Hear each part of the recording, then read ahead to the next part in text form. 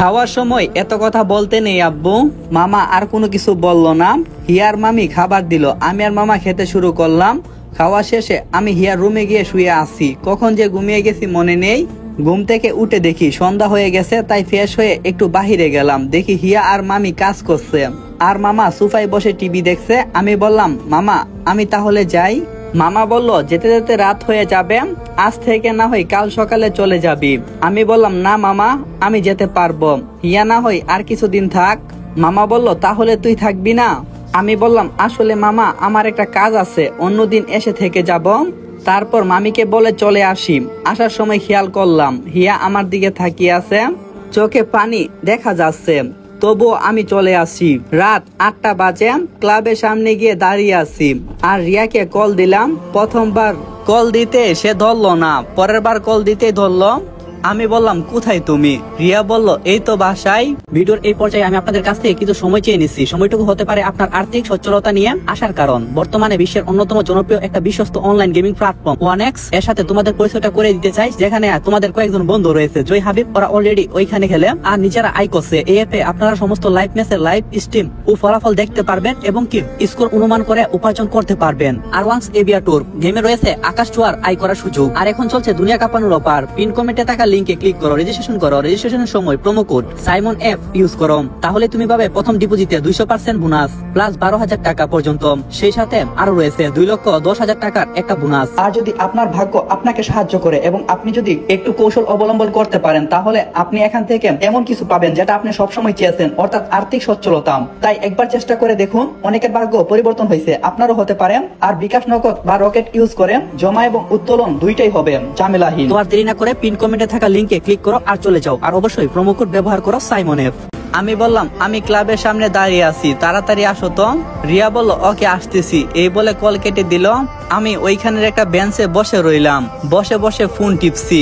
একটু পর রিয়া এলো। আমি বললাম, আজ তোমাকে অনেক সুন্দর লাগছে। রিয়া বলল, তোমার জন্য এভাবে সাজছি। আচ্ছা চলো। এরপর একটা রিক্সা নিয়ে মার্কেটে গেলাম। রিক্সা থেকে নেমে ভাড়া দিয়ে শপিং মলে ঢুকলাম। রিয়াকে বললাম, কি কি নিবা নাও। তারপর রিয়া কিছু কাপড় চাপড় নিল আর কিছু কসমেটিক। তারপর রিয়া বলল, জান হয়ে গেছে। আমি বললাম, তাহলে চলো। তারপর বিল দিয়ে রেস্টুরেন্টে গেলাম। আমি বললাম, কি খাবে। তারপর রিয়া অর্ডার দিল, আমরা খেয়ে বিল দিয়ে চলে আসি।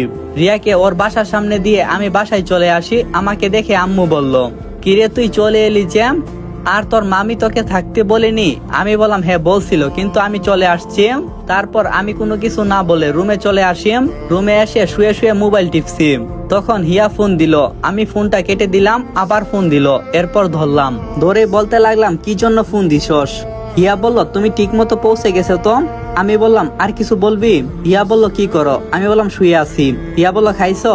আমি বললাম, হিয়া বলল, আমাকে কিছু জিজ্ঞাসা করবে না? আমি বললাম, প্রয়োজন মনে করি না, এখন রাখো।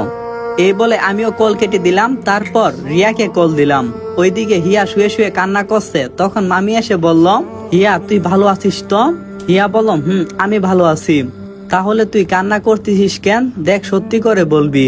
তখন হিয়া বলল, আম্মু রাজ না আমাকে ভালোবাসে না, আর আমি তো ওকে মন প্রাণ দিয়ে ভালোবাসি। মামি বলল, দেখ কান্না করিস না মা, রাজ একদিন তোকে অনেক ভালোবাসবে। হিয়া বলল, তাই যেন হই আম্মু, আমি রাজকে ছাড়া বাঁচবো না। তারপর মামিও কান্না করতে করতে চলে গেল।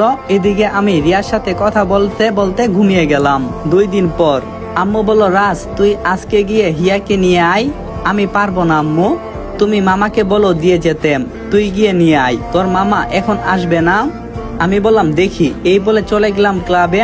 তারপর রিয়ার সাথে একটু সময় কাটিয়ে মামার বাড়ি গেলাম। ঘরে ঢুকে মামিকে বললাম, মামি হিয়াকে রেডি হতে বলেন, আম্মু ওকে যেতে বলছে। মামি বলল, তুই বস, আমি হিয়াকে বলছি। তারপর মামি চলে গেল। আমি বসে বসে ফোন টিপতে লাগলাম। একটু পর হিয়া এলো। এসে বলল, চলো আমি তৈরি হয়ে গেছি। তারপর মামিকে বলে আমরা চলে আসি বাসায়। বাসায় আসতেই হিয়া আম্মুকে জড়িয়ে ধরে বলতে লাগলো, আম্মু কেমন আছো? আম্মু উত্তরে বলল, হ্যাঁ ভালো আছি পাগল মেয়ে, তুই কেমন আছিস? হিয়া বলল, আমিও ভালো আছি আম্মু। আম্মু বলল, এত দূর জার্নি করে আসছো, যা রুমে যা ফ্রেশ হ। তারপর আমি আর হিয়া রুমে গেলাম। তখন হিয়া আমায় বলল, আচ্ছা রাজ, কি করলে তুমি আমায় ভালোবাসবে? আমি বললাম, তোকে আমি কোনোদিন ভালোবাসবো না, আর কিছুদিন পর তোকে ডিভোর্স দেব, আর আমি আমার পছন্দের মানুষটাকে বিয়ে করব। মানে রিয়াকে বিয়ে করব। আচ্ছা তুমি রিয়াকে বিয়ে করবে কিন্তু আমাকে ডিভোর্স দিও না। এই কথাটা বলে হিয়া যেন থমকে গেল, তার যেন দম বন্ধ হয়ে আসছে। আমি কিছু না বলে বারান্দায় গিয়ে দাঁড়িয়ে দাঁড়িয়ে ভাবছি আমি কি ভুল করছি। হিয়া তো আমার স্ত্রী, ওর উপর আমার সম্পূর্ণ অধিকার আছে, এসব ভাবছি। তখন রিয়া ফোন দিল। আমি ফোন ধরতে বললাম, রাজ কিছু টাকা লাগবে, প্লিজ তাড়াতাড়ি দাও। আমি বললাম কি করবে টাকা দিয়ে? রিয়া বলল পরে বলতেছি, আগে তুমি দাও। আমি বললাম কত? রিয়া বলল 10,000 টাকা। আমি বললাম তোমার বিকাশ অ্যাকাউন্টে পাঠাইছি। তারপর রিয়ার বিকাশ নাম্বারে 10,000 টাকা পাঠাইলাম। এদিকে হিয়া ওয়াশরুমে গিয়ে পানির কল ছেড়ে কান্না করছে আর বলছে, রাজ তুমি কি করে পারবে আমাকে ছাড়া অন্য একটা মেয়েকে বিয়ে করতে? প্রায় 30 মিনিট পর একেবারে গোসল করে বের হলাম। এদিকে আমিও রুমে গিয়ে শুয়ে আছি। তখনই আমি যা দেখলাম যেন আমার চোখ বন্ধ হয়ে আসলো। আমি রুমের বাইরে গেলাম, যা দেখে চোখ বন্ধ করে রুম থেকে বের হয়ে আসলাম। এদিকে হিয়া ভাবছে, রাজ এমন আবার ভাববে না তো যে আমি শরীর দেখিয়ে ওকে আকৃষ্ট করার চেষ্টা করছি? এটাই ভাববে হয়তো। কেন যে টাওয়াল খুলতে গেলাম দূর। এদিকে আমি টিভি দেখতে লাগলাম, বারবার ওই দৃশ্যটা চোখের সামনে ভেসে আসছে। দূর, আমার কোনো কিছুই ভাল লাগছে না, তাই বাহিরে চলে গেলাম। ক্লাবে গিয়ে বসে রইলাম আর ভাবছি হিয়াকে তাড়াতাড়ি ডিভোর্স দিয়ে রিয়াকে বিয়ে করতে হবে। এভাবে হাসি কান্না কেটে গেল 6টা মাস। চলে এলো সেই দিনটা, যে দিনটা আমার জীবনে আসার অপেক্ষা আমি প্রতিনিয়ত করতাম। হ্যাঁ, আমি হিয়াকে ডিভোর্স দেব। অনেক আগে উকিলের সাথে কথা বলে সবকিছু রেডি করে রেখেছি। ডিভোর্স পেপার নিয়ে বসে আছি, কিন্তু সাইন করতে পারছি না। মনে হচ্ছে আমি ভুল করছি। এসব ভাবতে ভাবতে সাইন করে দিলাম। তখন আম্মু এসে ডিভোর্স পেপারটা নিয়ে ছিঁড়ে ফেলে দিল আর আমাকে একটা চড় মারলো আর বলল, তুই কাকে ডিভোর্স দেওয়ার জন্য যাচ্ছিস? রাজ তোর কপাল ভালো, তাই হিয়ার মতো একটা মেয়ে পেলিম, আর তুই হিয়াকে ডিভোর্স দিতে যাচ্ছিস ওই রিয়া নামের মেয়েটার জন্য। আমি বললাম, তুমি এসব কি করে জানলে? আম্মু বলল, আমি সব কিছু জানি। আজ তোকে কিছু সত্যি কথা বলি, শুন। রিয়া একটা লোভী মেয়ে, কতগুলো ছেলেকে ওর প্রেমের জালে ফাঁসিয়েছে হিসাব নেই। ওদের কাছ থেকে টাকা নিয়ে পালিয়ে যেত। তুই রিয়াকে ফোন দিয়ে দেখতো। আম্মুর কথাই আমি রিয়াকে কল দিলাম, কিন্তু ফোন বন্ধ বলছে। আম্মু বলল, পাবি না, কারণ রিয়া পালিয়ে গেছে। আর শুন, তোর সাথে হিয়ার বিয়েটা একটা প্ল্যান আমি করছিলাম। সেই প্ল্যানে হিয়া শুধু আমার সাথ দিচ্ছিল, কারণ হিয়া তোকে অনেক ভালোবাসে। তার একটা ছোটখাটো উদাহরণ দেই। তোর মনে আছে ছোটবেলায় তোর একবার অনেক জ্বর আসছিল, কোনো ওষুধেই কাম হচ্ছিল না, বিদায় তোকে হাসপাতালে নেওয়া হয়। তারপর বিভিন্ন পরীক্ষা বলতেছিল তোর একটা কিডনি ড্যামেজ হয়ে গেছে। তখন আমরা অনেক ভেঙে পড়ছিলাম। তোর গ্রুপের কোনো কিডনি আমরা খুঁজে পাচ্ছিলাম না। তখন হিয়া এসে বলল সে কিডনি দেবে। আমরা অনেক বুঝিয়েছি, কিন্তু লাভ হয়নি, কারণ হিয়া তোকে নিজের চেয়ে অনেক বেশি ভালোবাসে। ও তখন একটা কথা বলছিল, আমার জীবন দিও, আমি রাজভাইকে বাঁচাবো, আমি বাঁচাবো, তোমরা আমাকে বাধা দিও না। যদি আমাকে বাধা দেওয়ার চেষ্টা করো তাহলে আমি আমার জীবন শেষ করে দেব। আমি তখন বুঝতে পারছিলাম যে মেয়েটা তোকে কত ভালোবাসে। তোর অপারেশন শেষ হই, তুই সুস্থ হস, কিন্তু হিয়ার অবস্থা অনেকটাই খারাপ। তাই হিয়াকে বাইরে নিয়ে যাওয়া হয়। 1 বছর পর সুস্থ হয়ে ও দেশে আসে।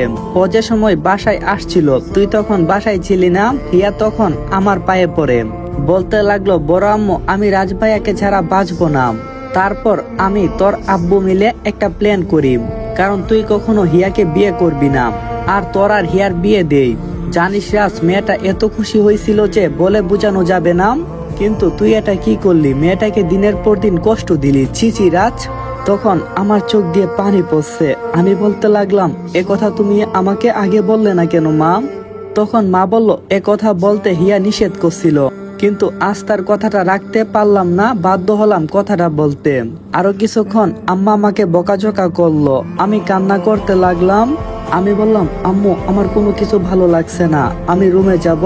এই বলে রুমে চলে আসলাম। রুমে এসে বিছানায় বসে পড়লাম। চিৎকার করে কান্না করতে ইচ্ছে করছে।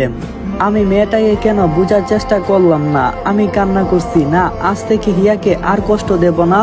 আমার সবটা দিয়ে আমি হিয়াকে রক্ষা করব, আগলে রাখবো, যেমন করে পাখি তার বাচ্চাগুলাকে আগলে রাখে। বাহিরে গিয়ে হিয়াকে ডাকতে লাগলাম, কিন্তু হিয়া কোথাও নেই। আমার মাথা যেন কিছুই কাজ করছে না, কি করব? এদিক ওদিক ঘুরতে লাগলাম, কিন্তু হিয়াকে পাচ্ছি না। তাই আম্মুর কাছে গিয়ে বললাম, আম্মু হিয়া কোথায়? আম্মু কিছু বলছে না। আমি আম্মুর পায়ে ধরে বললাম, আম্মু প্লিজ আগে সবকিছু ভুলে যাও, বলো আমার হিয়া কোথায়। আমি হিয়ার কাছে একবার মাপ চাইবো, না হলে আমি মরেও শান্তি পাবো না। তখন আম্মু বলল, হিয়া ওদের বাড়িতে চলে গেছে। আমি আর কোনো কথা না বলে গাড়ির চাবিটা বের করে গাড়িটা স্টার্ট দিয়ে বের হয়ে পড়লাম। গাড়ি চালাচ্ছি আর কান্না করছি আর ভাবছি, হিয়া আমাকে ক্ষমা করবে তো? একটু পর হিয়াদের বাসায় পৌঁছে গেলাম। গাড়ি থেকে নেমে চলে গেলাম ভিতরে। আমি যেতেই মামি বলল, কি হয়েছে রাজ, একা একা চলে এলে কেন? আমি বললাম, আম্মু হিয়া কোথায়? মামি বলল, কি বললি, আবার বল। আমি বললাম, পরে বলবো, আগে বলো হিয়া কোথায়? হিয়া তো ওর রুমে। আমি আর কোনো কিছু না বলে হিয়ার রুমে চলে গেলাম। গিয়ে দেখি হিয়া শুয়ে আছে। আমি গিয়ে হিয়ার পা ধরে বললাম, আমাকে মাফ করে দেওয়া যাবে হিয়া? আগে সবকিছুর জন্য আমি তোমার কাছে ক্ষমা চাচ্ছি। প্লিজ হিয়া আমাকে মাফ করে দাও। আমি তোমাকে অনেক কষ্ট দিছি, আমার ভুল হয়ে গেছে। উত্তরে হিয়া বলল, মাফ কেন চাচ্ছেন? আপনি তো কোনো ভুল করেননি। আমি বললাম, প্লিজ হিয়া আমাকে মাফ করে দাও, না হলে কিন্তু আমি মরেও শান্তি পাবো না। তখনই হিয়া উঠে আমার মুখ চেপে ধরে বলল, চুপ, একদম চুপ। তোর ওই মুখে মরার কথা তুলবি না। আমি তোকে নিজের চেয়ে অনেক ভালোবাসি। আমি ওর চোখ মুছে দিয়ে ওকে জড়িয়ে ধরে কেঁদে দিয়ে বললাম, আমার অনেক ভুল হয়ে গেছে। আজ থেকে আমি তোকে অনেক ভালোবাসবো আর সব সময় তোকে আগলে রাখবো। তখন হিয়া বলল, হয়েছে হয়েছে, এবার কান্না থামাও। আমি বললাম, হিয়া একটা কথা বলবো? হিয়া বলল, হ্যাঁ বলো। আমি বললাম, তুমি কি আমাকে মাফ করে দিছো? তখন হিয়া বলল, পাগল, তুমি কোনো ভুল করোনি। যেটা করছো সেটা আমার প্রাপ্য ছিল। আমি বললাম, আমার ভুল হয়ে গেছে হিয়া, আর কখনো হবে না এই কান্দোস্তি। তখন হিয়া বলল, বাচ্চামো তুমি না, আমাদের বাচ্চা করবে। আমি বললাম, আচ্ছা। এই বলে ফ্রেশ হতে চলে গেলাম। বের হয়ে আমি হিয়াকে আদর করছি। তখন হিয়া বাধা দিতেই আমি বললাম, আমি আমার বউকে আদর করছি, তোর কি? হিয়া বলল, কি বললে, আবার বলো। আমি বললাম, আমি আমার বউকে আদর করছি, তোর কি? তখন হিয়া আমাকে জড়িয়ে ধরে বলল, আই লাভ ইউ রাজ। আমি বললাম, আই লাভ ইউ টু। মানুষের ভালোবাসাগুলো পূর্ণতা পাইলে অনেকটাই আফসোস হই, কারণ আমাদের লাইফে অনেকের সাথে এমন কিছু ঘটে যায় তা তারা কখনো ভুলতে পারে না। আমি তখন হিয়াকে বললাম, এই হিয়া শোনো না। হিয়া বলল, কে? আরে তুমি তো বলছিলে যে আমি তোমার সাথে অনেকবার শারীরিক সম্পর্ক করছি, কিন্তু আমি যতটুকু জানি আমি তো তোমাকে কিছুই করিনি। তখন হিয়া বলল, এটা আম্মু বলতে বলছে। আমি বললাম, এই মিথ্যাটাকে সত্যি করব। হিয়া বলল, যা। এটা বলে হিয়া আমাকে ধাক্কা দিয়ে চলে গেল। আমি ভাবছি রাতে কোথায় যাবে সুনাম। তারপর ফ্রেশ হয়ে বাইরে গেলাম, দেখি হিয়া মামি কাজ করছে। আমি বললাম, আম্মু আব্বু তোমাকে ডাকে। মামি মনে হয় বুঝতে পারছে, তাই মুস্কি হাসি দিয়ে চলে গেল। আমি গিয়ে হিয়াকে পিছন থেকে জড়িয়ে ধরে গালে মুখে কিস করে নিজের মুখটা গুজে দিলাম ওর মুখে। তখন হিয়া বলল, কি করছো, আম্মু চলে আসবে। আমি বললাম, আম্মু তোমার আগে বুঝতে পারছে জামাই কেন রান্নাঘরে আসছে। হিয়া বলল, এই তোমার কি একদম লজ্জা করে না? আম্মা কি ভাববে? তখন আমি বললাম, কি আর ভাববে, আমি তার মেয়ের জামাই, আর তার মেয়েকে আদর করাই তো আমার কাজ। তখন হিয়া বলল, তুমি না অনেকটাই দুষ্টু। আমি বললাম, দুষ্টামির কি দেখলে সোনা? এই বলে তাকে আরেকটা পাপ্পি দিলাম। সরো, এটা বলে আমাকে সরিয়ে দিয়ে চলে গেল। পিছন পিছন আমিও গেলাম। গিয়ে দেখি মহারানী লজ্জায় লাল হয়ে গেছে। আমি তার কাছে গিয়ে বললাম, তোর গাল দুটো টমেটোর মতো লাল হয়ে গেছে কেন রে? হিয়া বলল, রাক্ষস কোথাকার। 1 বছর পর হিয়া হঠাৎ মাথা ঘুরিয়ে পড়ে গেল। আমি গিয়ে বললাম, এই হিয়া কি হয়েছে, চোখ খুলো। তখন আম্মু বলল, হিয়াকে নিয়ে বিছানায় শুয়ে দে, আর তুই ডাক্তারকে নিয়ে আয়। তখন আমি হিয়াকে কোলে করে বিছানায় শুয়ে দিলাম আর ডাক্তারকে আনতে গেলাম। আমি এক কোনায় দাঁড়িয়ে আছি, চোখের পানি ফেলছি। এদিকে ডাক্তার হিয়াকে চেক করলো। একটু পর ডাক্তার বলল, আপনারা একটু বাহিরে আসুন। বাইরে গিয়ে ডাক্তারকে বললাম, কি হয়েছে হিয়ার? তখন ডাক্তার সাহেব কিছুক্ষণ আমতা আমতা করলাম। তখন আমি বললাম, প্লিজ আঙ্কেল বলেন আমার হিয়ার কি হয়েছে। তখন ডাক্তার বলল, বাসায় নতুন অতিথি আসছে, রাজ আপনি বাবা হতে চলছেন। আমি বললাম, সত্যি আঙ্কেল? ডাক্তার বলল, হ্যাঁ বাবা, সত্যি বলছি। এই বলে ডাক্তার সাহেব চলে গেল। আম্মু গেল হিয়ার আব্বু আম্মুকে জানাতে। আমি হিয়ার কাছে গিয়ে দেখি হিয়া ঘুমাচ্ছে। আমি ওর কাছে গিয়ে পেটের উপর হাত বুলিয়ে দিয়ে একটা চুমু দিলাম। হিয়া জেগে উঠলো, আমাকে বলল, কি হয়েছে আমার? আমি ওর পেটে হাত দিয়ে বললাম, আমাদের দিয়া আসছে। হিয়া উঠে আমাকে জড়িয়ে কেঁদে দিল। তুমি সত্যি বলছো? তাকে বলে বুঝাতে পারবো না আমি যে কতটা খুশি। 4 বছর পর দিয়ার জন্মদিন। আমি বললাম, দিয়া এদিকে আসো তো। কি বলবে, কিছু লাগবে? আমি বললাম, দিয়া কোথায়? হিয়া বলল, ওর দাদুর কাছে। আচ্ছা নিচে চলো। তারপর আমি আর হিয়া নিচে এলাম। তখন দিয়া আমার কাছে এসে বলল, আব্বু আব্বু, আমার না একটা ভাইয়া লাগবো, বলো না এনে দিবি কিনা। দিয়ার কথা শুনে হেসে দিল হিয়া। হিয়ার দিকে যেন লজ্জায় থাকানোই যাচ্ছে না। আমি দিয়াকে বললাম, আব্বু, ভাইয়া এনে দেব। তখন দিয়া বলল, আব্বু কবে এনে দেবা ভাইয়াকে? এই কথা তোমার আম্মুকে জিজ্ঞাসা করো, যদি তোমার আম্মু বলে তাহলে এখনই এনে দেব। দিয়া হিয়ার কাছে গিয়ে বলল, আম্মু। আর বলতে পারলো না। হিয়া দিয়াকে বলল, চলো কেক কাটো। তারপর কেক কাটলাম। আব্বু আম্মু মামা মামি সহ সকল প্রতিবেশীরাও আছে। অনুষ্ঠান শেষ হতে রাত হয়ে গেছে, সবাই চলে গেল। আমি হিয়া দিয়া রুমে শুয়ে আছি।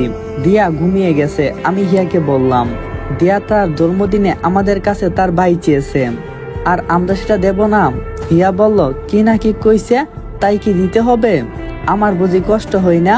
তখন আমি হিয়াকে, ওই লুচ্চার দলেরা কি শুনো তো, এখানেই গল্প শেষ। আর হ্যাঁ, অতি তাড়াতাড়ি নতুন গল্প আসতেছে, সবাই রেডি তো? আর একটা কথা, নতুন গল্পের মধ্যে কিন্তু তোমরা সবাই প্রথম পার্টে 5000+ কপি লিঙ্ক করে দিও। পরের পার্টগুলো যদি খুব তাড়াতাড়ি তুমগো মাঝে নিয়ে আসতে পারি। তো আর বেশি দেরি না করি, চলো গল্পটা এখানেই শেষ করি।